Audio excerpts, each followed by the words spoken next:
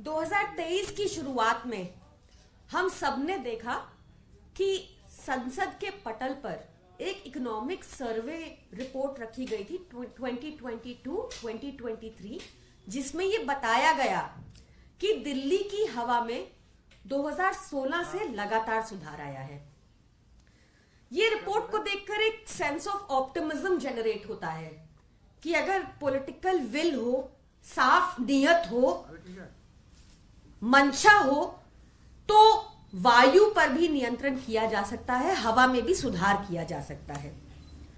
केंद्र सरकार को भी अपनी इकोनॉमिक सर्वे रिपोर्ट में यह मानना पड़ा कि दिल्ली की हवा लगातार साफ हुई है। और ये हमने कैसे किया?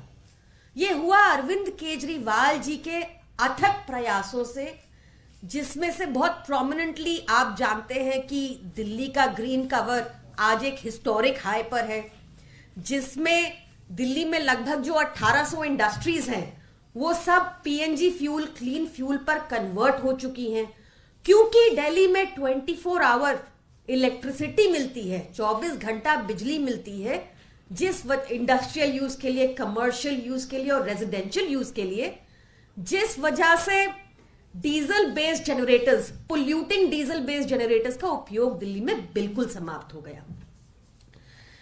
अब अरविंद केजरीवाल जी ने ठाना है कि इसकी पब्लिक ट्रांसपोर्ट से एमिट होने वाले कार्बन डाइऑक्साइड जो वायु में जाता है उस पर भी नियंत्रण किया जाए। और उन्होंने ये एनविजन किया है कि 2025 तक 80% बसेस दिल्ली में इलेक्ट्रिक होंगी।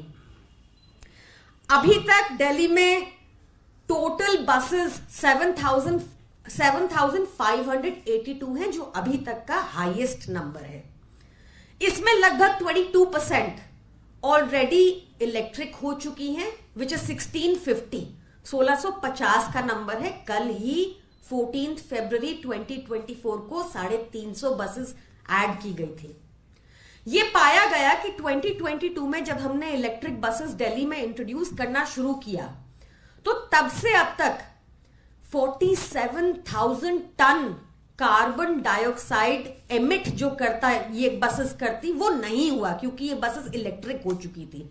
तो इतना मैसिव कंट्रीब्यूशन हुआ पोल्यूशन को कंट्रोल करने में इन इलेक्ट्रिक बसेस के जरिए। ये जो नंबर है 1650, ये देश में तो highest number of electric buses है ही, पर even in the world this is third. Delhi अब तीसरे नंबर पे है विश्व में इलेक्ट्रिक बसेस के नंबर में। ये सब देखकर मन में एक सवाल उठना स्वाभाविक है कि अगर अरविंद केजरीवाल जी ने इतने कम समय में प्रदूषण के विरुद्ध युद्ध में इतना कुछ कर दिया, तो बाकी सरकारें असमर्थ क्यों हैं?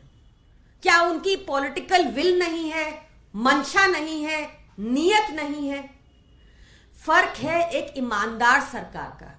एक ईमानदार सरकार जो होती है वो लोगों की प्रॉब्लम्स आइडेंटिफाई करती है और उनका सल्यूशन निकालती है, और बेईमान सरकार जो होती है वो प्रॉब्लम्स क्रिएट कर देती है और लोगों को उसी में उलझाए रखती है।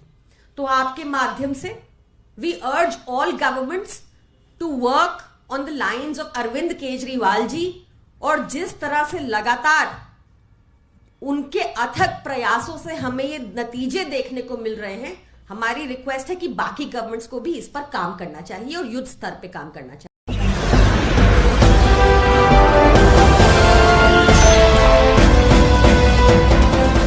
आप देख रहे हैं लाइव न्यूज 99, राष्ट्र सबसे पहले।